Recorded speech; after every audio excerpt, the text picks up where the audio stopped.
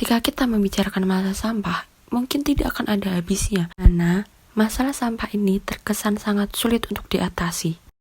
Kemudian yang menjadi pertanyaan adalah, apakah masalah sampah ini sangat sulit teratasi, atau karena dalam diri kita yang tidak peka terhadap lingkungan atau terkesan tidak peduli terhadap lingkungan.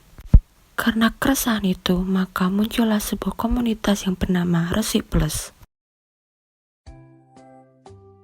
Nama saya Khairul Roja Insani, mahasiswa Ilmu Komunikasi UIN yang masih belajar di ruang komunitas Resik Plus.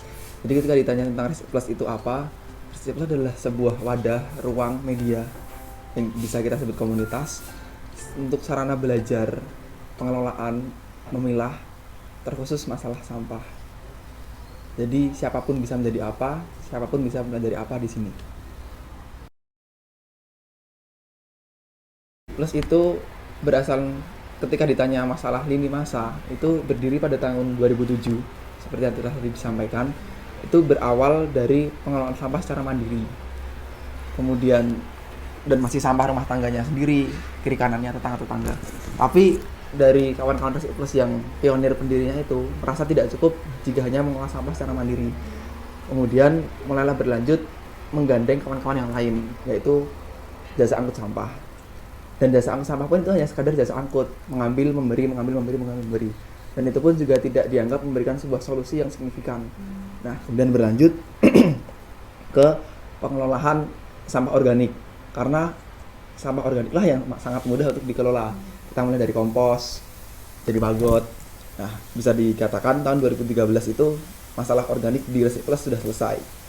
Lagi-lagi permasalahan sampah sudah selesai di situ. Pada tahun 2019 mulailah memberikan sebuah langkah kemudahan yang kita namakan teknologi. Kita berikan nama mesin, dan di mesin-mesin di Resik Plus itu sudah ada mesin pecacah pilah, mesin pemilah sampah, dan mesin pembakar. Jadi bisa dikatakan bahwa teknologi yang ada di Resik Plus, yang diciptakan di Resik Plus, itu memudahkan manusia untuk bisa mengolah sampah tanpa terjun secara langsung. Meskipun tenaga, usaha, dan kontribusi nyata dari masyarakat tetap dibutuhkan untuk pengelolaan sampah. Jadi ketika ditanya asal muasal, berasal dari keresahan tentang masalah sampah yang tidak selesai-selesai, dan kita sebagai manusia pun selalu memproduksi sampah setiap harinya, setiap detiknya. Kendalanya karena ruang lingkup bermain kita masih kecil, hanya sebatas di Bantul. Jadi ketika kita menerima atau mengambil jasa angkut sampah yang dari luar yang tidak kita in-touch secara langsung, sampah-sampah yang datang itu masih tercampur.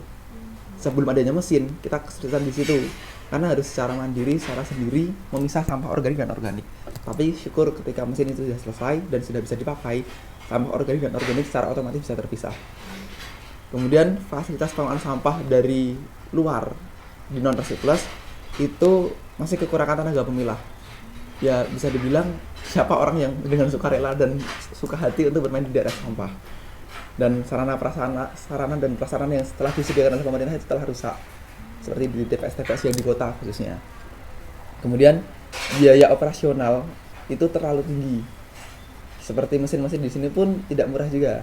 Nah, pemerintah dari entah desa, kota maupun provinsi belum kenan hatinya untuk menyediakan dana-dana untuk mengatasi permasalahan sampah.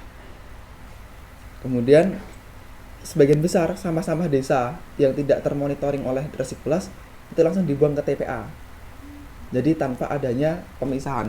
Sementara itu sampah itu ketika terpisah jadi organik dan organik itu semuanya bisa dikelola dan tidak ada menghasilkan sebuah sampah.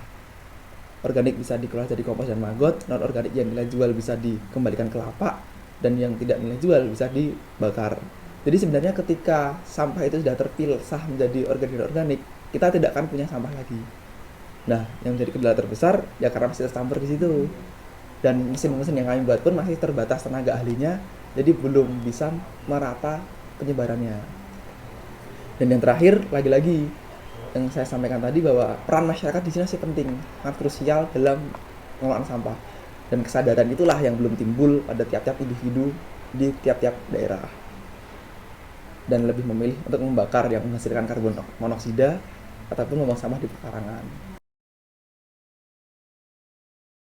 Sampah-sampah yang telah dikumpulkan di Resik Plus ini kami telah memiliki berbagai macam channel jaringan untuk plottingan sampah-sampah yang telah kami kumpulkan. Seperti tadi organik, itu ada yang kami perjualbelikan ke titik-titik yang memang membutuhkan, atau ada juga yang kami berikan secara sukarela untuk dikelola secara mandiri.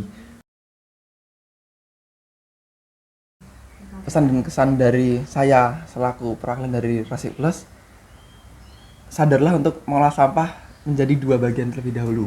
Karena tiap-tiap manusia, tiap-tiap individu dari diri kita, tiap detiknya tidak lepas dengan menghasilkan sampah.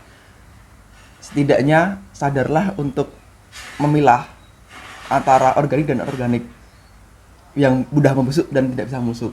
Sederhana itu, Anda akan bisa memudahkan, melancarkan, melanggengkan tim-tim yang memang bersedia secara sukarela memilah, mengelola sampah di bagian muaranya.